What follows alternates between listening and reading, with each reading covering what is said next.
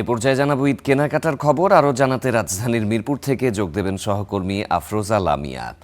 লামিয়া, মিরপুরে আপনি যে শপিং কমপ্লেক্সে রয়েছেন সেখানে আসলে কেনাকাটা কেমন জমে উঠেছে? প্রসাধনী বাজারেরও কি পরিস্থিতি সেটা একটু জানাবেন। আপনাকে অনেক ধন্যবাদ সাফাত। আমি বর্তমানে মিরপুর একের মুক্তিযোদ্ধা সুপার মার্কেটে আছি। এই মার্কেটটিতে এসেই আমি যেমনটি দেখতে পাচ্ছি ক্রেতা সমাগম ভালোই, খুব বেশি ক্রেতাদের ভিড় দেখতে পেলাম সব জায়গাতেই, প্রত্যেকটা দোকানে।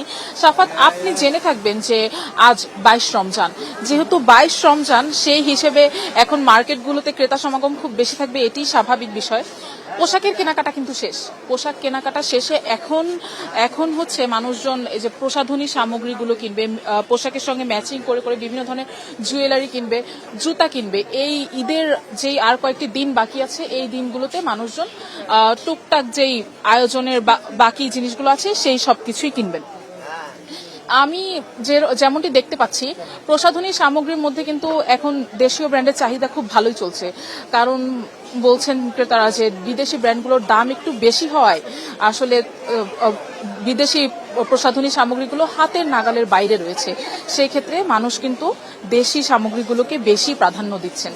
এছাড়া এখন এই যে আপনি গয়নার দোকান দেখতে পাচ্ছেন, বিভিন্ন ধরনের জুয়েলারি আছে, বিভিন্ন ধরনের কানের দুল আছে, চুড়ি দেখতে পাচ্ছেন। এই সব দোকানগুলোতে কিন্তু এখন নারী ক্রেতা বেশি। তারা হচ্ছে তাদের পোশাক আশাকের সঙ্গে মিলিয়ে বিভিন্ন ধরনের জুয়েলারি কিনবেন এবং এই যে নিজেদের সাজসজ্জায় আয়োজনের কোনো কমতি রাখবেন না, এমনটাই কিন্তু তাদের প্রত্যাশা। আমি অনেক ক্রেতাদের সঙ্গে কথা বললাম, তারা বলছেন যে আসলে সবকিছুর দামই এইবার মূলত একটু বেশি হয়, তাদের কেনাকাটা করতে একটু আনকমফোর্টেবল তারা ফিল করছে। কারণ হচ্ছে দর কষাকষি করেও খুব একটা সহনীয় পর্যায়ে দামগুলো আনতে পারছেন না।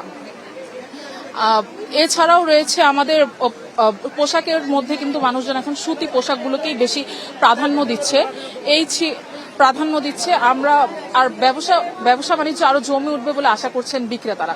এই ছিল রাজধানীর মিরপুর থেকে ঈদ কেনাকাটা নিয়ে আমার কাছে সবশেষ তথ্য। আমি আপনাকে ধন্যবাদ।